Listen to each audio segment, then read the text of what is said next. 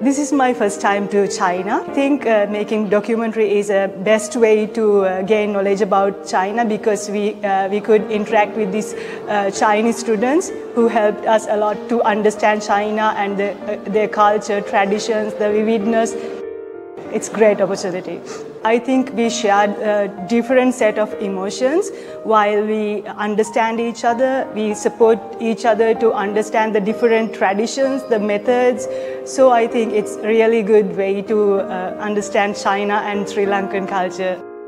When I see my other fellow participants' documentaries, their topics, I feel like I should come to China again and explore more about these other topics, because they are so good, so interesting. You're cooperating with someone from a complete different culture, so they have a complete different way of doing things. It definitely helps the understanding how Chinese people think, how they live their life. So I think, yeah, like definitely collaborating between two different cultures, we learned a lot from each other.